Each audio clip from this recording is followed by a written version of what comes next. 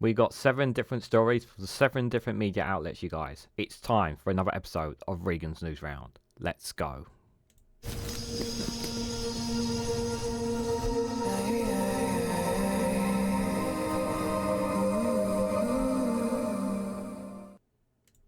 Good morning, good afternoon, good evening, wherever you are in the world. This is Reganelite here with another episode of Regan's Newsround, where I cover 7 different stories from 7 different media outlets within the UK. The date and time of this is the 2nd of May at 10:24 a.m. And we start with this first one here from The Guardian with the headline of Reform backs candidates who promote online conspiracy theories. The party stands by its members set to contest key seats who have claimed that climate change does not exist and Islamophobia is made up. Now, one thing about Reform is a lot of their candidates. I've already seen and heard many stories about some of the Reform candidates. We obviously know that many of the candidates were suspended or taken off candidacy and been replaced because there was a while ago Nick Ferrari had an interview with Richard Tice on LBC, and he was confronted with these, and he said he had vigorous. And Richard Tice claimed that he had vigorous and robust reviews and all that kind of stuff to make sure that their candidates are suitable to be able to run run in the general election for Reform, because Reform are planning to run pretty much everywhere in England. I know there are parts of Scotland, I believe, and Wales as well, but some of these candidates, in these conspiracy theories, especially these ones here about climate change does not exist. That's completely false. There is such thing as climate change. It is happening, and we know it's happening. And Islamophobia is made up. No, it's not. It's real. It's a problem, and it needs to be dealt with, and we know it is.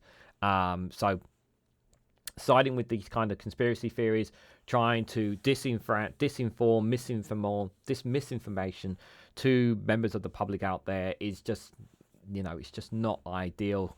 It's not ideal. It's just flat out wrong. So these kind of candidates are dangerous, and they need to be called out for them. And the thing is what they're not doing is they're not checking the background on these candidates and some of the things that they have said. Racist remarks, sexist remarks, homophobic remarks have been made by many candidates as well, and they're not vigorously checking them. And it's only when certain times where they're actually called up and it's blown up a little bit online and on social media, where they say, hey, this candidate makes sense, then maybe Reform does something about that, but they don't always do something about every single member, which is a huge problem. So let's read a bit more into what this article has to say. So, Reform UK has chosen to stand by candidates who have promoted conspiracy theories online that call the climate emergency make-believe and express vaccine skeptic views. Now that's a dangerous one as well, because vaccines, if it wasn't for the vaccines, guys, we'd still be in lockdowns. Those fringe views and more were put forward by a group of 7 candidates selected to stand for the right-wing populist party at the next general election, including several who will contest seats and some analysts considered to be their top targets. Indicating the type of beliefs that Reform is willing to give a platform to, it said it was proud to field the most prospective parliamentary candidates, PCs, on Thursday. Among the views the party has publicly backed are Chris Farmer claimed that the climate emergency was invented as a cover-up for a plan to install dictators in positions of power.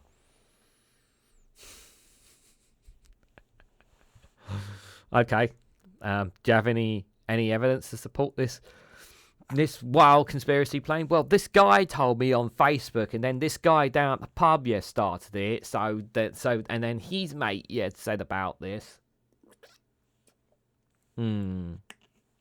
Yeah, I don't think so. Like maybe the Illuminati is running everything, possibly, but we don't know that for sure. There's no evidence to support that. If you start believing conspiracy theories, you'll believe absolutely anything from anyone.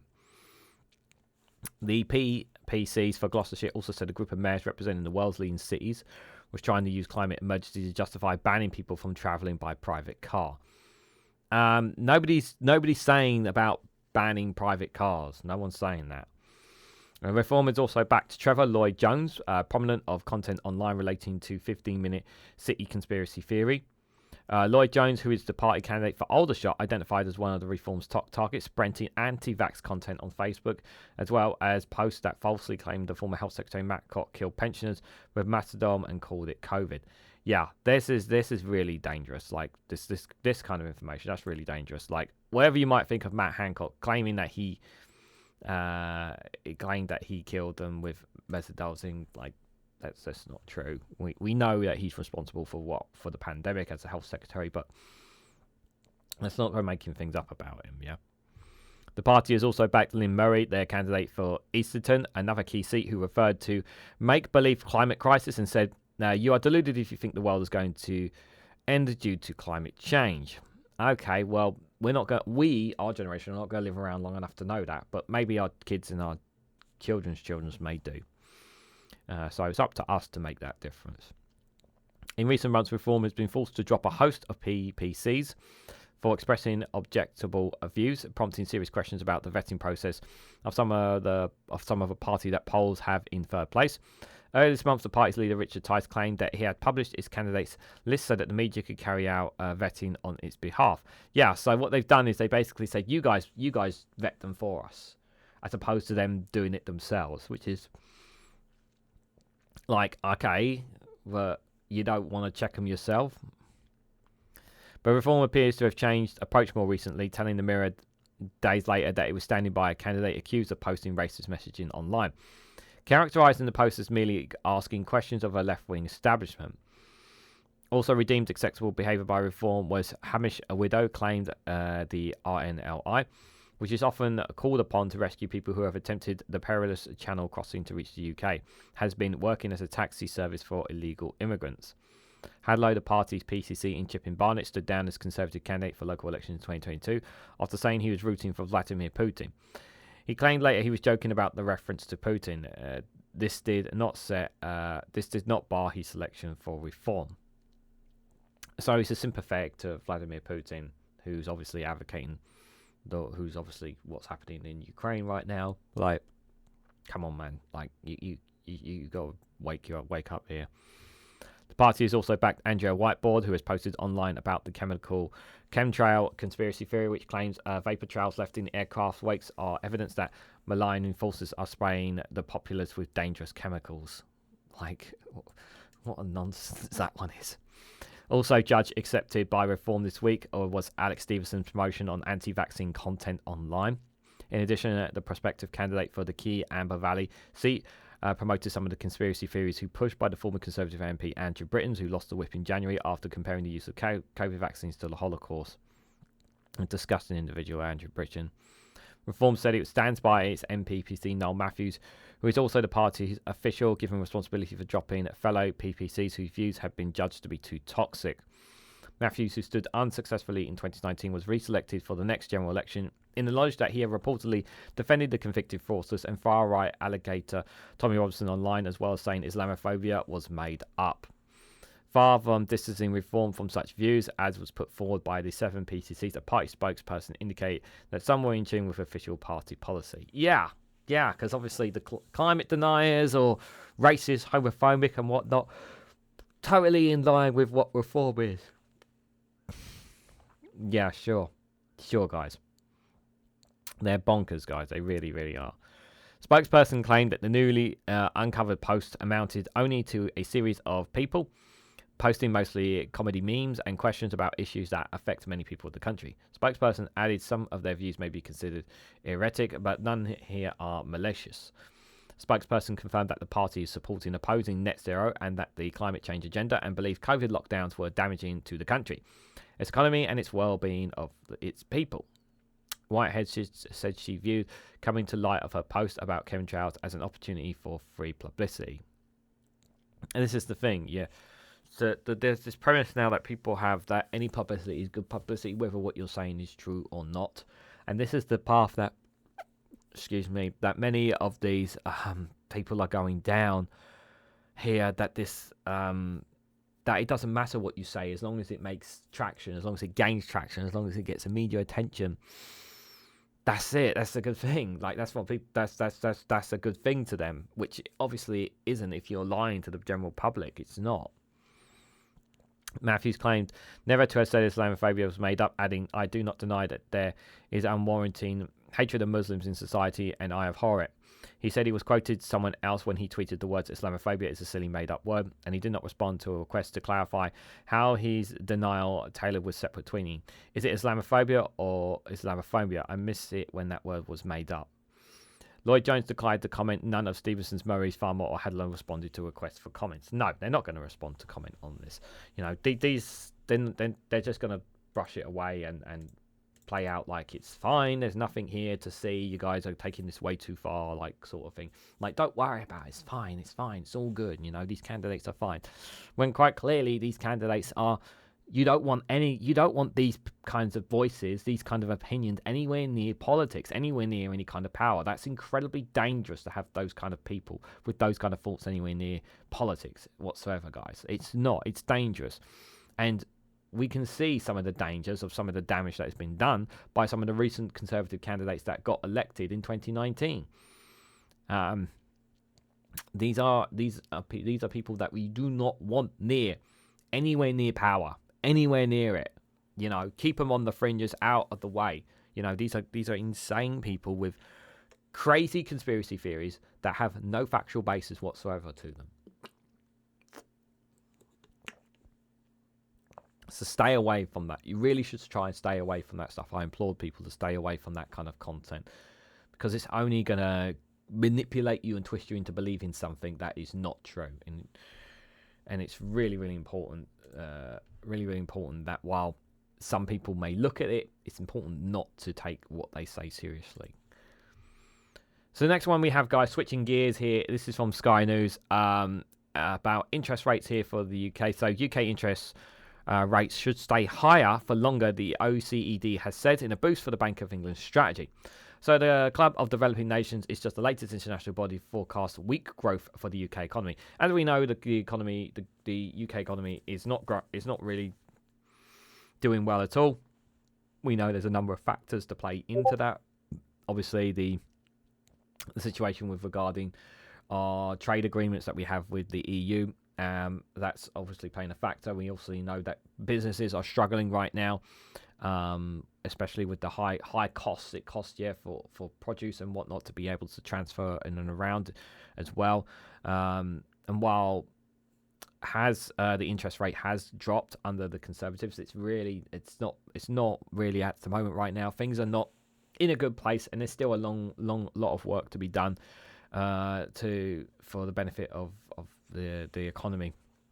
But it's not been doing well at all. It's not been doing well at all. Ever since Brexit, it's really pretty much not really going anywhere near the levels of growth that we have with other G7 nations. But let's read what they've had to say.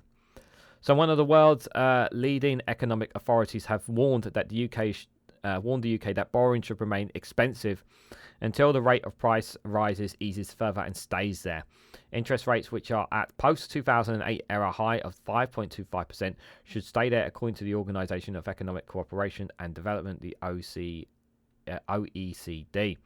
The fiscal and monetary policy mix is adequately restrictive and should remain so until inflation returns durably to target, the OECD's Economic Outlook for 2024 has said. It's an endorsement for the approach of the Bank of England, whose statement on inflation have not indicated an immediate rate cut.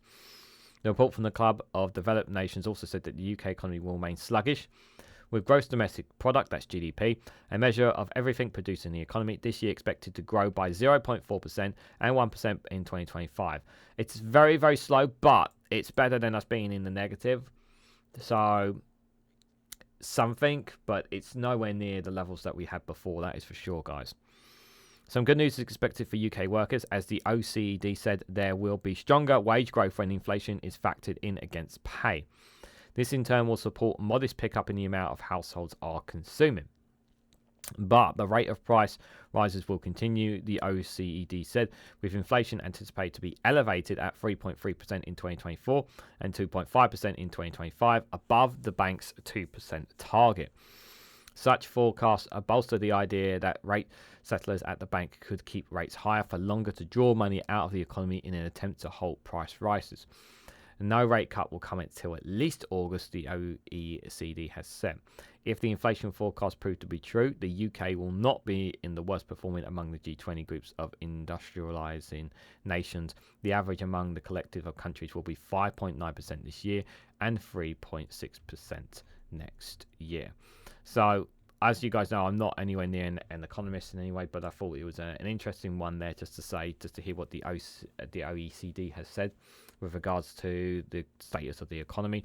Obviously, if we can go to 0.5 to 1%, it's a start. We do need to get back into actually growing the economy. I do think that Labour will have a plan of some sorts. Obviously, we don't like that they're looking to be not really to kind of splash the. I don't like the premise that they're looking to not splash the cash sort of thing a little bit more when they come in. I know some people have claimed that Labour are looking to be like the Conservatives in terms of austerity. I at the moment I'm not buying into that right now. I'm kind of just like, let's wait and see when they come into power on that. I'm very skeptical of that position that people are saying that Labour are going to be imposing austerity. I'm at the moment right now. I'm not buying that right now, but obviously my opinion could change when they come into power. You guys know how very critical I am of Labour anyway, but we'll have to wait and see what they do when they come into power and what the manifesto says and how they're going to be able to grow the economy without the fact that they're not even willing to tax the rich, which makes, I don't know why we still not been able to do that, why they won't commit to doing that, which is insane. Just before we go to the next article, just so you guys know, the gang is here. Ollie is here. This is Ollie there, the octopus. Pingu, the penguin. Cash Dummy is hiding here as well. The lava lamp has not formed, and Cash Dummy is trying to run away. Don't run away.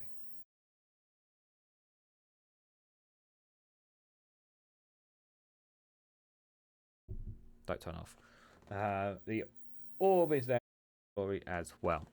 So if you haven't already, guys, please hit the like button. We greatly appreciate. Share it across social media so others are notified of this video, and subscribe because it really does help support the channel.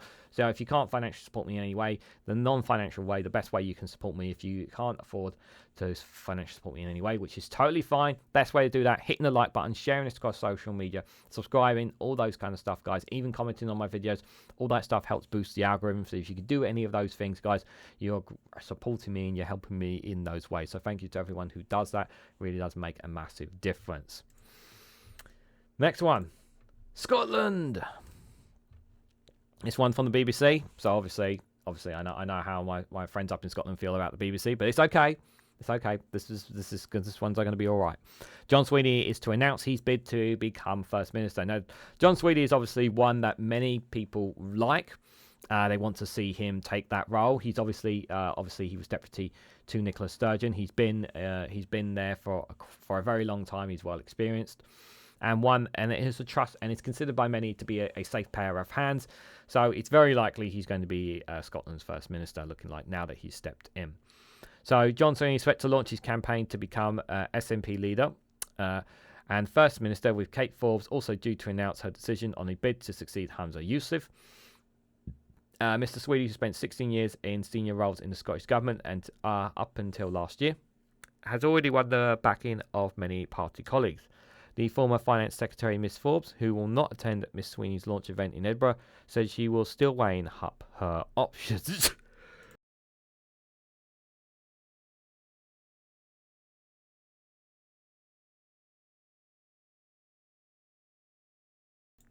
Luckily, I caught the mic just in time. Apologies.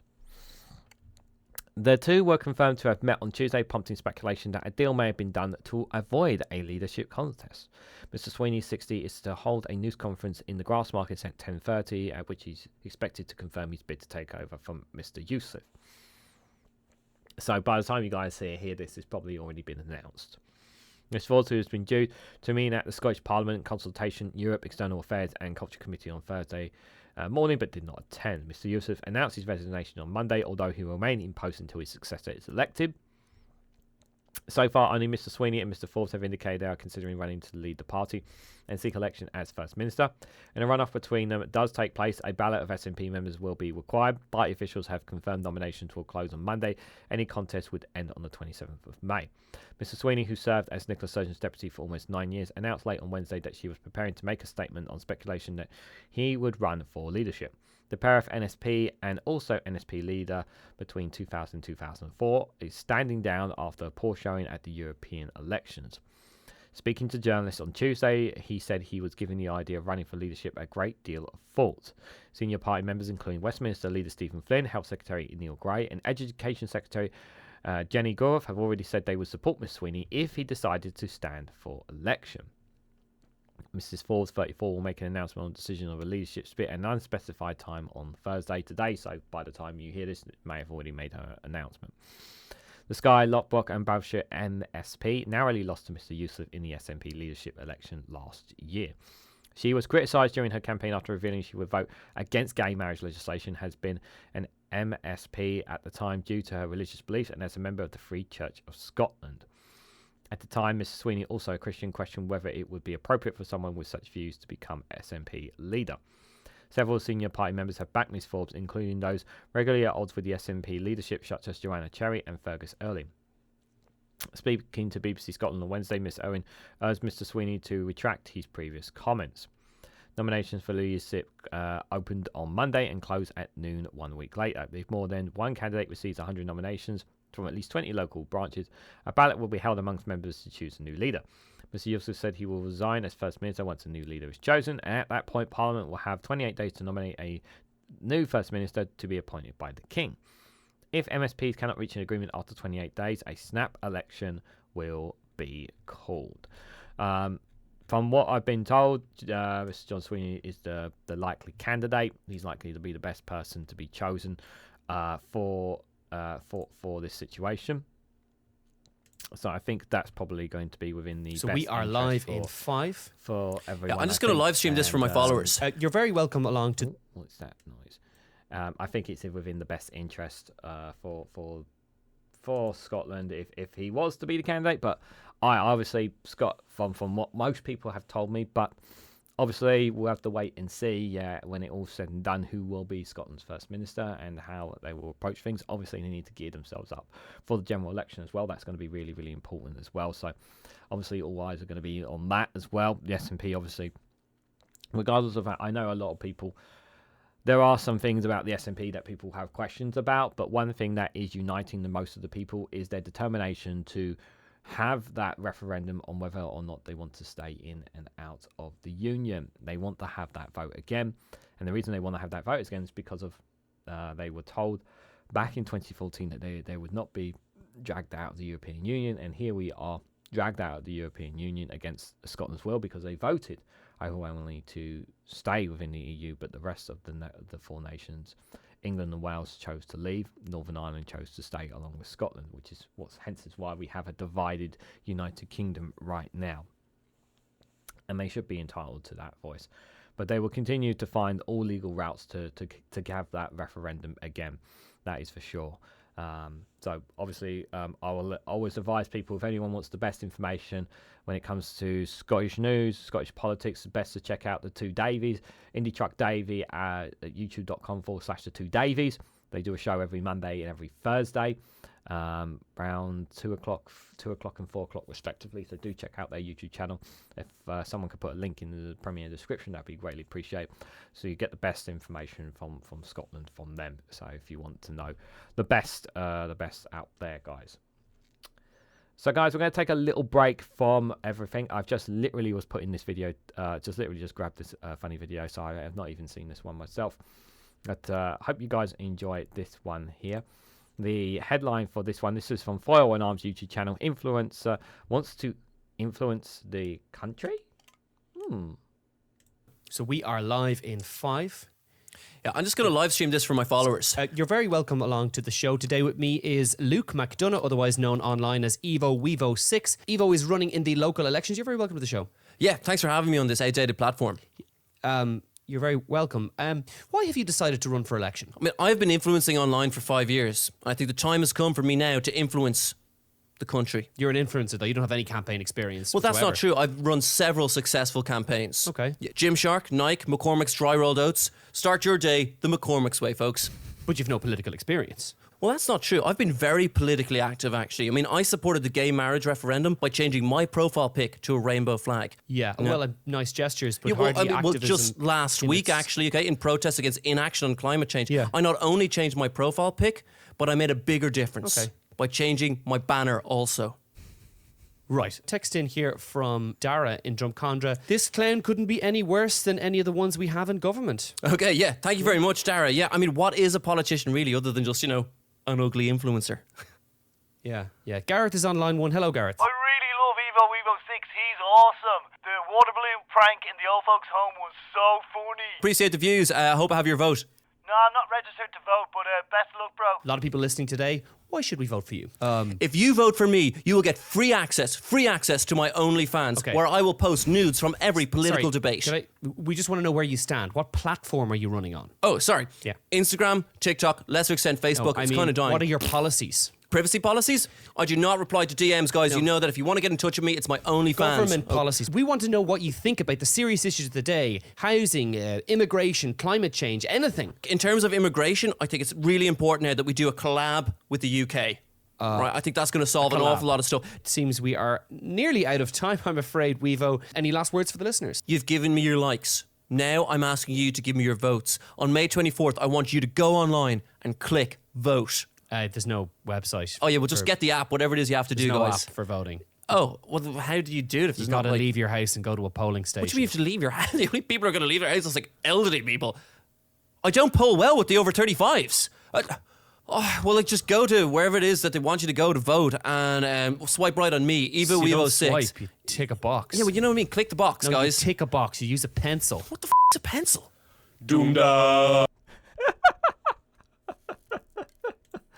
Yeah, these YouTubers and influencers are like, yeah, I could be a politician. I could be a politician. I could do it.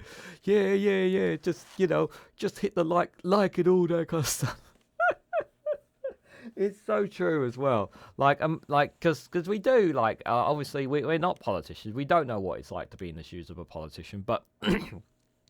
But there are obviously. But one thing we do want is we want what's best for our nations wherever we are in the world. We want better policies. We want better futures for our kids. We want better future for ourselves. We want decent wages, a good life, and all that kind of stuff. It's the one thing they always say is that it's easy to talk on the outside, but when you're on the inside, it's a different kettle. So yeah, we can definitely say that we're definitely like that, guys. That is for sure. Just as he was plugging his likes and his OnlyFans, which I'm sorry to say, guys, I don't have an OnlyFans, so sorry to let you down there. But one way you can help me, guys, is by becoming a YouTube member for as little as 99p. Being a YouTube member gives you some amazing perks, like emojis for these gang right here. So like Pingu, Ollie, Cash Dummy hiding behind Pingu there, the orb, the lava lamp, and a couple of emojis of myself. You get them by being a YouTube member, whether it is 99p or $2.99 membership, guys. You get access to those custom emojis that I'm sure people are playing with right now at the recording of this video. As well as whenever I go live as well, you could also use them on there. Also, as well as a YouTube member, if you comment on any of my videos, you will get a response too, as well. So I always respond back to membership video whenever you comment on any of my videos. As a YouTube member, I normally comment back to you. So I want to say massive thanks to everyone who's done that. And if you're a $2.99 member, which is obviously a bit more, you get early access to my content. So once I've produced the content, uploaded it onto YouTube, you guys get early access to that before it comes out to the public. Otherwise, as well. So other ways, if you want to financially support me as well, you could do so by becoming a Patreon supporter.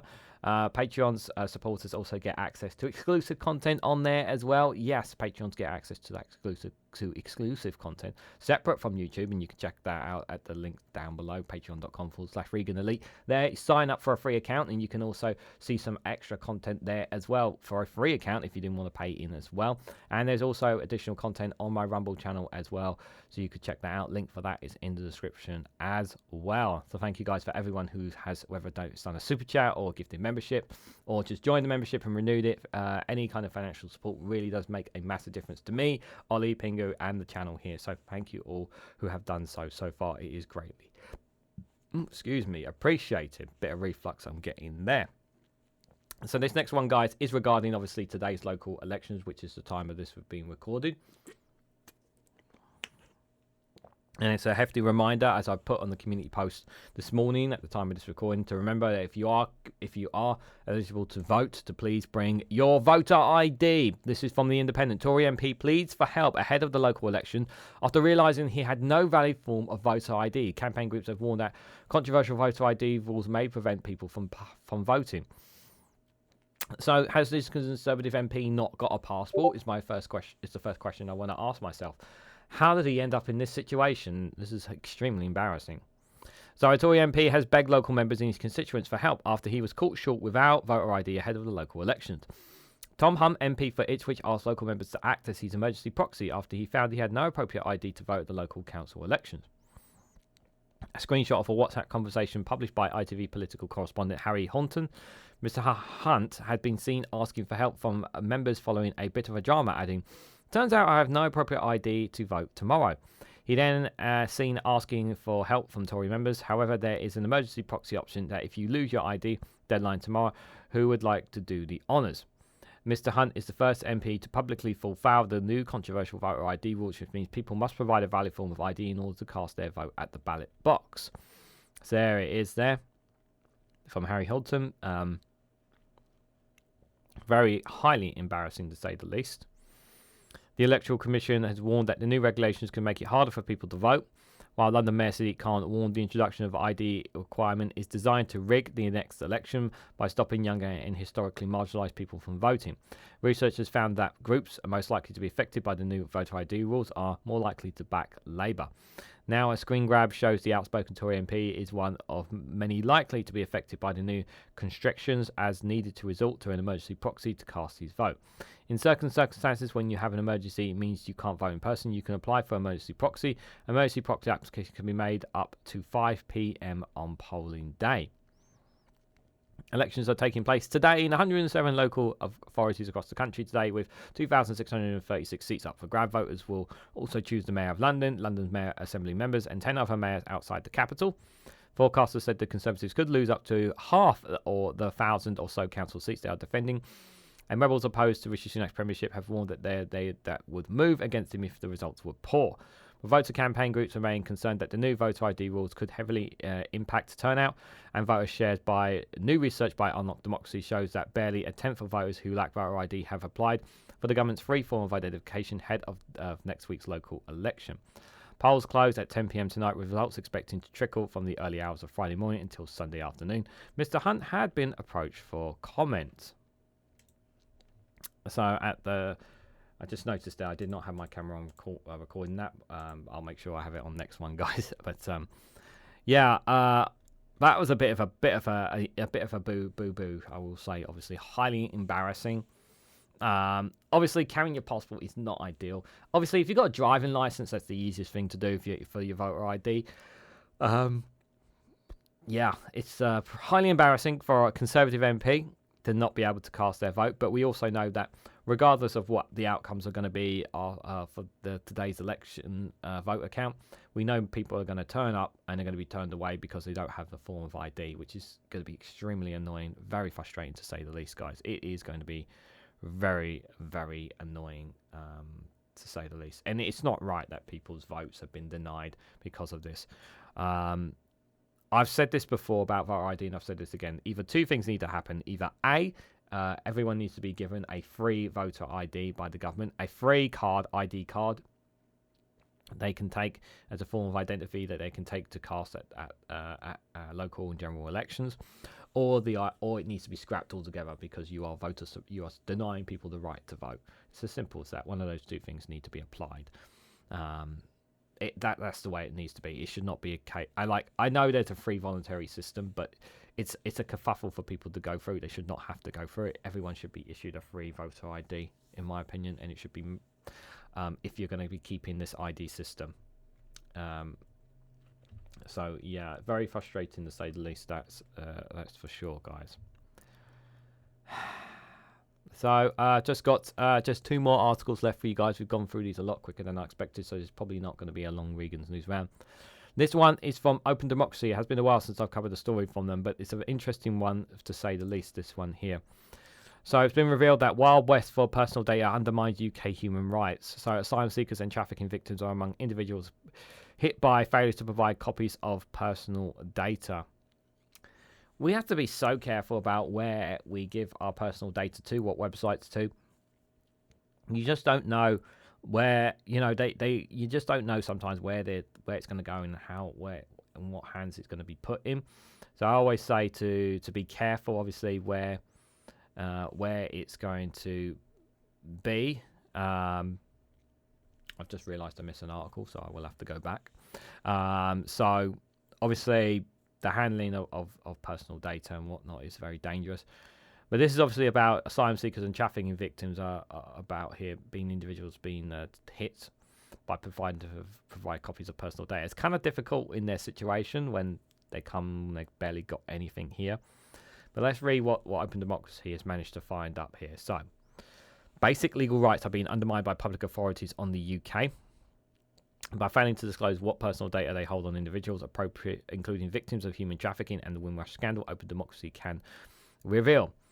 People requesting copies of their private information, such as police or immigration records, have faced long delays, have had their requests ignored entirely. Others have been given folders without key documents missing. This is having a knock-on effect on the justice system, with lawyers telling Open Democracy that asylum applications and claims for false imprisonment have been put on hold due to delays. So victims of the Windrush scandal have also struggled to obtain copies of their immigration papers in order to claim compensation. So why is this happening? Why are they not being given the full information here? And it just straight away screams to me like you're giving yourself more work than they need to if you're not providing all the information, all the relevant documents to these people. The UK data protection laws allows individuals to request a copy of any of their personal data that is held by an organisation. These applications, known as Subject Access Requests, SARs, have become a vital tool for collecting evidence in legal cases as well as helping to hold authorities to account.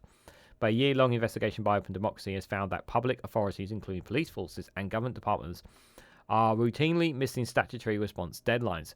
These findings are investigated and are set out in a 27-page report published today. In Whitehall, the Foreign Commonwealth and Development Office, the FCDO, stands out for its poor record of handling SARs last year. It responded to just 1 in 5 requests within the standard 1-month deadline. Lawyers and campaigners also signal out the Metropolitan Police for criticism. At the beginning of the year, almost 2,000 SARs are being dealt with by force and were more than 60 days old. In one case, lawyers need to see the records of a human trafficking victim and asylum seeker whom the Home Office had wrongfully accused of absconding when they were abducted by traffickers, held against their will and sexually exploited. The government department later admitted it was wrong to withdraw the individual asylum application and accepted they were a victim of trafficking and modern slavery, but the lawyers still need to understand why the claim has been withdrawn in order to reinstate it. Lengthy delays to the SAR meant they had no choice but to progress the asylum case without these important documents, though the asylum claim was not reinstated until the day after the Home Office released them a month later.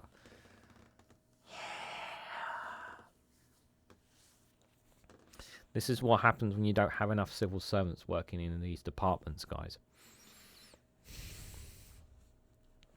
Individuals affected have almost no way to challenge their case. This has created a wild west of personal data in which public organisations have effectively free to flout the law. The Information Commissioner's Office, which is supported to police SAR compliance, very rarely takes direct action, admitting it doesn't punish an organisation for breaking the law apart from in the most serious cases. Instead, the watchdog encourages ordinary citizens to pursue cases themselves through the courts, but this route is prohibitively expensive for most people, leaving them at the mercy of individual organisations with little to no ability to enforce the law. This is compounded by the fact that SAR compliance is already shrouded in secrecy, with several public authorities refusing to provide open democracy with their performance data. An ICI spokesperson said it provides advice to organisations to improve their information right practices and has issued 13 reprimands since September 2022. We work closely with public authorities to monitor the regulatory obligations and help organisations respond effectively to requests for information, they said. We have processes in place to identify concerns, and these include looking at backlogs and how requests for information are handled. Major departments like the Home Office, Ministry of Justice and Department of Work and Pensions and the Ministry of Defence are frequently complained about the ICOs. In response to our democracy findings, a government spokesperson said, "We take our obligations under the Data Protection Act 2018 and UK General Data Protection Regulatory very seriously, and we're working hard to remove delays to subject access requests identified by the Information Commissioner Office." And they've also got a link to the full report from the SAR's failures there as well, so you could also have a look at that as well. This is very concerning that, once again, why are we not making sure that these things are done and checked properly? Why is this happening? It's very, very annoying that, we're talking about very sensitive people. We're talking about some very vulnerable people. We've had those who have been through a lot, and they're just not being looked after. Not being given the right information, or not being given the data and the requests that they are needed. Why are these things happening? And this is another thing. This is, again, I really do put it down to the Conservative government and that their decisions, obviously, to cut back on civil servants working within government departments, which is making these requests making it harder for them to get these data to ensure it gets done on time and whatnot. But we're also talking about data not being given as well at all, which is why is this happening? So not enough questions, not enough answers. So I do encourage, obviously, if you want to read up more on it, the link for the description is in below, and there obviously is the SAR report if you want to have a read for it for yourself, but it is a general cause for concern. So the next one I got for you guys is from Barline Times, this one here, regarding the Murdoch empire. The headline is Murdoch's empire hacked politicians for commercial gain and hid evidence, a new report suggests. So new evidence suggests Murdoch's company targeting politicians of every rank, including the Attorney General and Chancellor. To be honestly fair, this should not be something that should surprise us. We know that Rupert Murdoch and other media organisations are influencing politicians for their own benefit. We know that Rupert Murdoch has had meetings with the Labour leader Keir Starmer as well. So we know that Murdoch is going to have influence within a Labour government of some sorts. We know he has his hands there. If you don't work along with the media with media mongrels and whatnot, they will destroy you. You just need to look at Jeremy Corbyn, and while obviously the whole anti-Semitism thing, the media exaggerated a lot of things about him as well. So it's very important to highlight that as well. And they could do the same to Keir Starmer if they wanted to, but they're not as ruthless, I will say, as they was for Jeremy Corbyn. That is for sure, because he's trying to maintain the status quo, Keir. But whether he will change things for the benefit of us, for the benefit of people, obviously we'll have to wait and see. But this should not be something that we should be surprised about, that he's continuing to influence people within politics. You need to keep these kinds of people out of politics and the influence that they have, because it's very, very dangerous. So Rupert Murdoch's company used criminal methods to hack MPs' phones for political and commercial espionage, and deleted nearly 31 million emails as civic and criminal suits threatened to expose their behaviour, a new report suggests. The claims, which have featured in numerous court actions against the publisher for the now defunded News of the World and The Sun, have been pulled together for the first time in June's edition of the Prospect magazine. Journalist Nick Davis, who first broke the phone hacking allegations in 2009, sorted through thousands of pages of evidence, according to Prospect, to piece together a narrative of how the company employed numerous private investigators to hack private individuals and also MPs, including cabinet ministers. So this is their edition, Prospect, the spy papers there. Interesting, to say the least.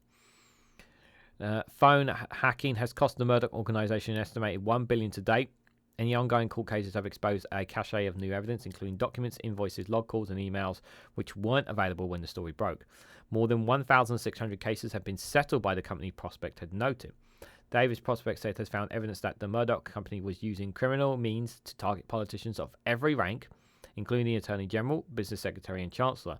And then some of the hacking appears to have been done for commercial or political aims rather than trying to get stories. Further claims in the Prospect article includes 16 Liberal Democrat MPs and then in the Conservative coalition government received more than 1,500 suspicious calls. There were also hundreds of suspected calls to MPs from other parties opposed to Murdoch's business interests. Claimants argued that this was political and commercial espionage. Gordon Brown, while Chancellor and Prime Minister, was allegedly targeted 24 times from the Wapping Hub, a central phone number located where Murdoch's newspaper was based. There were suspicious calls to Dominic Greaves, the then Attorney General, at a time when the Director of Public Prosecution was considering possible prosecution against journalists, when there was a threat to contempt proceedings against the newspapers. 5 of the House of Commons Digital Culture, Media and Sports Committee, perceived to be hostile to Murdoch's commercial interests, received hundreds of inexplicable calls. The Murdoch company claims there may be innocent explanation, but settled a number of claims, Prospect had noted. John Whittendale, the then DCMS committee chair, was contacted by News Corp lobbyist Fred Mitchell by phone call or text no fewer than 431 times during a 22-month period, while his committee investigated phone hacking. One MP who was hacked told the High Court that the pattern of behaviour was a senile and outrageous attempt to subvert legitimate process of parliamentary scrutiny. After a threat of legal action by the actor Serena Miller in autumn 2010, the Murdoch company began email deletions of which saw some of 30.7 million Sun and News of the World emails wiped, along with those from top executives. The claimant said that these were a deliberate attempt to destroy indiscriminating material. The company says there may be an innocent explanation. Innocent, right? Yeah, I'm having a very hard time thinking it is innocent. Journalists or investigators who might have blown the whistle were rewarded with jobs or cash payments and required to sign NDAs, non-disclosure agreements. You can just feel, you can sense the cover-up, can't you? Just by the more we talk about this, you can feel it, guys. I can feel this. This is all cover-up. You can feel this. Police seized 125 items after arresting News International CEOs Rebecca Brooks in July 2011. They were placed in a secure area under supervision of 2 Murdoch executives, Simon Greenberg and Will Lewis, now publisher and CEO of the Washington Post. It was several weeks before detectives completed a detailed search of all the equipment, at which point they discovered that only 117 of the items were still there. 8 filing cabinets that they had seized from the offices of the editor and the managing editor had been removed. They have not been recovered. Police have found an underfloor safe in Brooks' private dressing room, which was filled with hard drives and computers with thousands of emails from executives, editors, and journalists. Of the 30.7 million missing emails, only 21.7 million were recovered, leaving more than a quarter of the archive, around 9 million emails lost forever. I need to read this. The Prospect. This is definitely something I need to read, guys. That is going to be fascinating to read. That is for sure, guys. What do you guys make of that? I'm generally, like, it's really got me... there's 2 things as well. It's like I'm glad that we've been told about this, but at the same time, I'm kind of angry that, you know, the reforms that were needed for media and newspapers and for media, newspapers and broadcasters has not been put in place, so they've still been allowed to kind of get away with this. And this is this is something that just, like, to me, it's like, it's just not a surprise. You should not be surprised by this in any way, shape or form, and it should not have happened.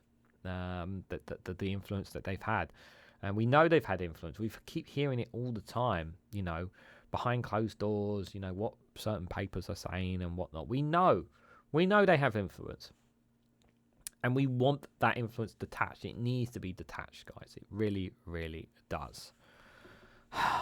It's really, really dangerous stuff, isn't it, guys? Yeah, Pingu agrees with me. It's outrageous. Pingu is not a fan of Mr. Murdoch. Ollie's obviously not. He's been grumpy today. He didn't sleep well last.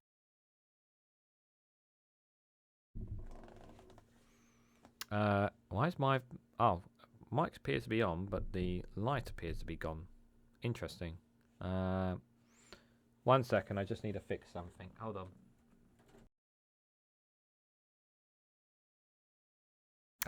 There we go. I don't know why I don't know why. If it turns off, but it's still on here, I can't watch this while I'm doing the content.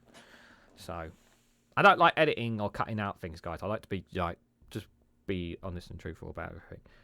Right, we've got one more story for you guys before we wrap things up. This one is an exclusive from iNews. The headline is Labour is to target job centres and PIP assessments to get disabled people into work. Labour says the big changes are needed to help more disabled people into work, including NHS reform and job centre overhaul. Now, this sounds really ruthless, but if they can do this in a humane way, where those who are disabled can be given the help and the care that they need to be able to work in a way that in a manner that means that they can still contribute to society without having to rely on benefits within the job centre, I'm all for that. However, if they're forced into something, then I have a big problem with this, which is something that the Conservatives have been trying to do, trying to push people into jobs which they are not incapable of doing. So I'm very cool. I'm at one hand of me, I was like, yes, if they're doing this right, great. Another hand is like, please don't force them into this situation, because there are some people out there, understandably, who want to work and generally just cannot work because of their conditions. There are some people who want to work, but they can't work because they're not getting the healthcare they need because of what's happening with the NHS right now. And there are the group of some people out there who don't want to work and are choosing to sit on benefits and that. And that is the minority. That is the minority, and it's very important to highlight that. So there is different groups of people when it comes to those within this. But let's hear what I is saying on this. So Labour will target job centres and benefit assessments under the party's plans to get more disabled people into work. Disabled people will have the right to access employment, and job support must be tailored around this, Labour's acting work and pension secretary has argued. Responding to the government's consultation on reforming personal independence payments, PIP, Labour's Alison McGovern acknowledged that fixing the welfare system would need big changes if Labour gets into power. If in government, Labour would overhaul job centres and give more people more bespoke and localised support, as well as ending the tick box culture in order to achieve this, she said. Proposals currently consulted on by the government are looking at ways to overhaul the PIP process and reduce the costs of the disability benefit. PIP is a payment to help people who need additional costs to help with their illness or disability, but ministers want to change the assessment and eligibility to reduce the soaring work benefits bill.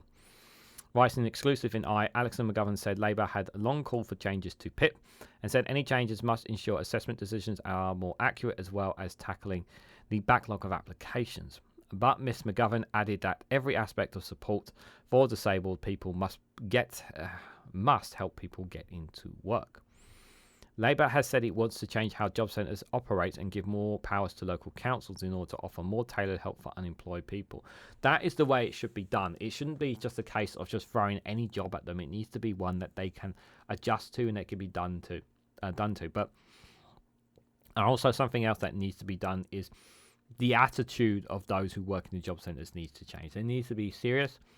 I really do think, that people who work in these job centres, because I've heard a lot about those in job centres, about the manner in which they talk to people who are in these situations, disabled or not disabled, that the attitude that they have towards people who are in these situations are very dismayed. So one thing I would like to say is actually some training is put for people who work in these job centres, actually learn some goddamn manners and actually treat people with that as human beings rather than treating them as a number or just assuming that this is somebody who doesn't want to go into work, because there is a minority of people who are choosing not to work, and it's very important to distinct that. The party has also previously argued for better integrated employment and healthcare service to tackle the number of people out of work due to sickness. Mr. Government said disabled people in the UK have a right to expect to be able to work just like anyone else in our country. The truth is, making that situation real is going to take big change. We can only fix the social security system if, as Barry wrote in his report in 1942, we have full employment as well as a functioning national health service. NHS waiting lists must be brought down to tackle rising number of people out of work and on sickening benefits, she said. We believe in the benefits of work for everyone. We are all better off with the autonomy and self-determination that comes from good work, she wrote. That's true for disabled people as it is for anyone who isn't disabled. It's time for a change, for a Labour government to help bring us to an end to the chaos and pain for our future. In a Green paper published on Monday, ministers proposed to reform PIP by changing the eligibility criteria and assessments. The plans, which will be consulted over the coming months, also include proposals to move away from a fixed cash benefit system, meaning people with some conditions will no longer receive regular payments but rather improve access to treatment. The government hopes the overall impact will be moved to a system where PIP is more geared towards covering the actual costs faced by people with disabilities and move away from one-size-fits-all approach. Prime Minister Rishi Sunak said he wanted to make the benefit system fairer to the taxpayer, better targeted to individuals and harder to exploit, and argued the reforms were not just about saving money but helping people into employment. And that's the way it should be done, helping them, not just forcing them.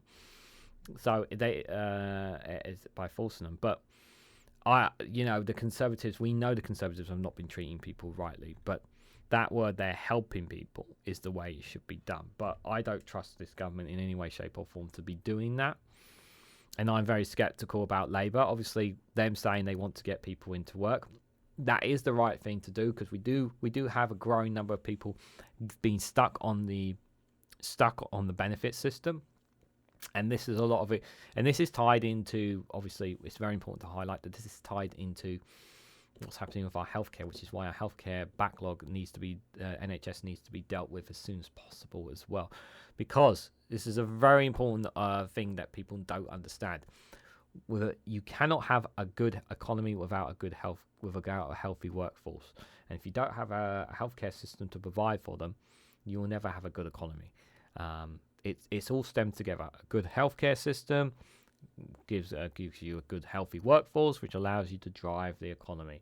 And these things are all hand in hand. And the government have done little to not enough for people who are struggling right now. And they've been pushing people to go into private healthcare against their wishes. People have been forced to put their hands in their pockets to pay for private healthcare in order to treat themselves, which is outrageous. And we need to reverse that decision. Now, West Streeton obviously is going to be using more private healthcare to help clear the backlogs of the NHS. Will it work or not?